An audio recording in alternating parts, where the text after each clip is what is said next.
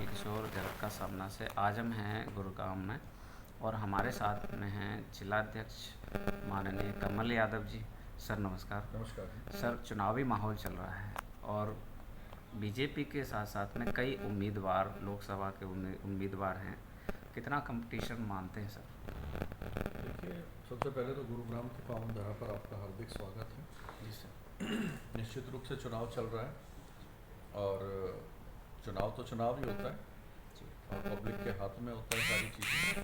लेकिन हम ये कह सकते हैं कि जो हमने पिछले 9 वर्षों के अंदर काम किया है, मोदी जी ने जो काम किए, हमारी हरियाणा की सरकार ने जो काम किए और हमारे माननीय सांसद राव इंद्रजीत सिंह जी ने काम किए, उन कामों को पब्लिक पसंद कर रही है और उन काम के आधार पर हम वोट मांग रहे हैं और हमें निश्चित रूप से बहुत अच्छा समर्थन, तीसरी बार हम जब चुनाव के अंदर जा रही है हमारी पार्टी सरकार होते हुए, तो हमें अच्छा समर्थन लोगों का मिल रहा है और एक बहुत अच्छी जीत गुरुग्राम लोकसभा से होने जा रही है। सर, कोई ऐसे 3 काम जो राव इंद्रजीत के द्वारा बड़े बड़े करवाए गए हैं उनको थोड़ा सा बताइए ताकि पब्लिक भी देखिए, जाने। गुरुग्राम के अंदर जो सबसे बड़ा जाम की समस्या रहती थी, तो जो कांग्रेस के कार्यकाल में केएमपी का सिर्फ उद्घाटन करके छोड़ दिया, उस केएमपी एक्सप्रेसवे को, कुंडली मानेसर पलवल एक्सप्रेसवे को पूरा करने का काम हमारी सरकार ने किया, नंबर 1। इसी प्रकार से द्वारका एक्सप्रेसवे जो एक लाइफलाइन के तौर पे आज मान के चले आप, गुरुग्राम और दिल्ली को कनेक्ट करती है। पहले तो NH8 होता था, उस NH8 के ऊपर कितना लोड था वो हम सबको पता है। आज दिल्ली से द्वारका एक्सप्रेसवे के थ्रू दिल्ली गुड़गांव बहुत आसान हो गया है।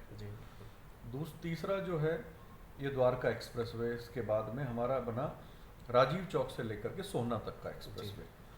उसी प्रकार से बॉम्बे एक्सप्रेसवे जो बना है, जयपुर और सब एरियाज में कनेक्ट होता है, वो हमारे ही लोकसभा से जाता है। वो भी हमारा सांसद जी की देन है कि जो बहुत अच्छा काम हुआ।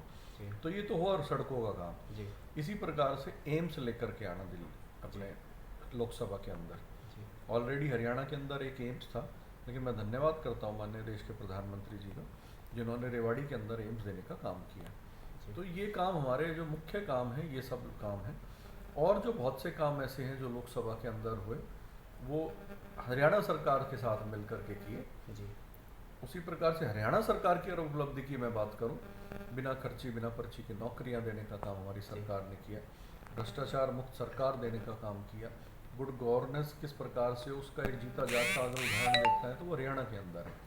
माननीय मनोहर लाल जी की सरकार ने भी बहुत सारे काम किए। इन सभी कामों को मिला करके, चाहे वो केंद्र का हो या प्रदेश का हो, जो डबल इंजन की सरकार हमारी चली, उस डबल इंजन की सरकार के काम को पब्लिक ने पसंद किया और आप अब देखना रिजल्ट्स के नाते गुड़गांव लोकसभा बहुत अच्छे मार्जिन से हम जीतेंगे और हरियाणा में 10 की 10 सीटें हम जीतने वाले हैं। फिल्म अभिनेता हैं राज बब्बर जी, कांग्रेस के उम्मीदवार हैं, तो वो कितना प्रभाव रहेगा उनका? देखिए, मैं राज बब्बर जी का सम्मान करता हूँ, लेकिन सम्मान के साथ साथ एक और बात उनके बारे में जोड़ना चाहता हूँ कि राज बब्बर जी जब जब चुनाव लड़े वो अलग अलग लोकसभाओं से लड़े। इसका मतलब ये है कि वो एक कॉन्स्टिट्यूंसी में चुनाव लड़ते हैं, उसके बाद उनको वहाँ की पब्लिक नकार देती है, उनका काम को पसंद नहीं करती, वो अगली कॉन्स्टिट्यूंसी में चले जाते हैं। इसी प्रकार से वो गुरुग्राम के अंदर आए हैं और गुरुग्राम के अंदर वो कभी, उससे पहले तो कभी आए नहीं। कैप्टन अजय ने भी यही बात कही कि इससे पहले वो आए नहीं, टिकट लेकर के सीधा सबके ऊपर पैराशूट से आ गए। गुरुग्राम की जनता इस बात को तय करेगी 25 तारीख को और उन्होंने, मेरा मानना है, तय कर लिया है। एक तरफ डेवलपमेंट है, एक तरफ एंटरटेनमेंट है। गुड़गांव की जनता निश्चित रूप से डेवलपमेंट को तय पसंद करेगी।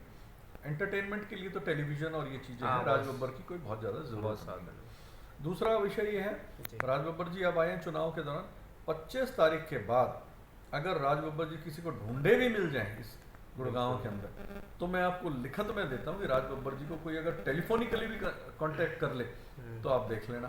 तो राज बब्बर जी तो जिस तेजी से आए हैं उसी तेजी से 25 तारीख को चले जाएंगे और गुरुग्राम की जनता को ठगने के लिए सिर्फ आए हैं, उनको यहाँ गुमराह करने के लिए आए।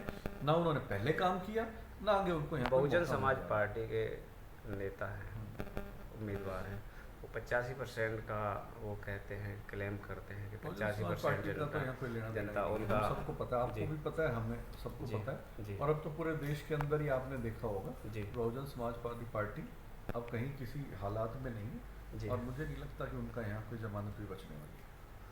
जमानत भी बचाना मुश्किल है। और जेजेपी पार्टी हैं और भी जेजेपी का भी सेम वही एंटरटेनमेंट वाली बात है जी, आपको भी पता है हमें भी पता है और जननायक जनता पार्टी का लोकसभा चुनाव में कोई लेना देना नहीं है। गुड़गांव की जनता को क्या मैसेज देना चाहिए सर? गुड़गांव की जनता सूझबूझ के साथ में काम करती है हम्म, और पढ़े लिखे लोग रहते हैं, हम्म, हर वर्ग के लोग यहाँ रहते हैं, किसान भी है, मजदूर भी है, मिडिल क्लास जो नौकरी पेशे वाला व्यक्ति भी है और यहाँ एलिट क्लास भी रहती है जो एमएनसीज में काम करता है। जी, और गुड़गांव ऐसा सिटी है जिसमें पूरे वर्ल्ड का व्यक्ति यहाँ रहता है, देश का ही नहीं काम है, पूरे वर्ल्ड से आदमी यहाँ रहता है। जी, जी, उन सबको पता है कि गुरुग्राम अगर बढ़ा है तो भारतीय जनता पार्टी के समय में बढ़ा है। जी, जो विकास हुआ है गुरुग्राम के अंदर वो 2014 के अंदर से शुरुआत हुई उसकी। 2014 से लेकर के आज 2024 के अंदर अगर कोई विकास किया है तो भारतीय जनता पार्टी ने किया है। गुरुग्राम के लोगों को पता है जितनी डेवलपमेंट ये दिख रही है, चाहे वो फ्लाईओवर हो, अंडर पासेज हो, मेट्रो का विस्तार हो। जी, अभी हमारे सांसद जी ने मेट्रो का विस्तार भी कराया, जी, मुझे बताना उस समय भूल गया। जी, सांसद जी ने मेट्रो का विस्तार कराया है। गुरुग्राम नए गुड़गांव को पुराने गुड़गांव से जोड़ने का अगर कोई काम किया तो भारतीय जनता पार्टी की सरकार ने किया।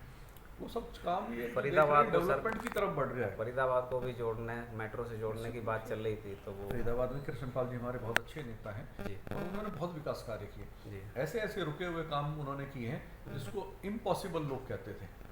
फरीदाबाद के अंदर देखा होगा आपने, बीच में जो नदियों के बीचों बीच पुल बना करके कितना लंबा, जो 30-30 40-40 किलोमीटर घूम करके लोगों को जाना पड़ता था, उस डिस्टेंस को खत्म करने का काम किया।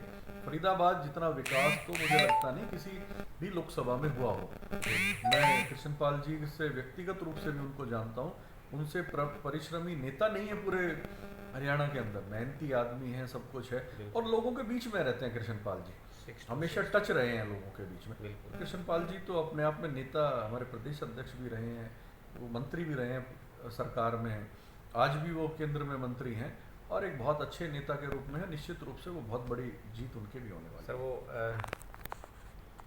ठीक है सर, जगत का सामना हम बात करने के लिए धन्यवाद।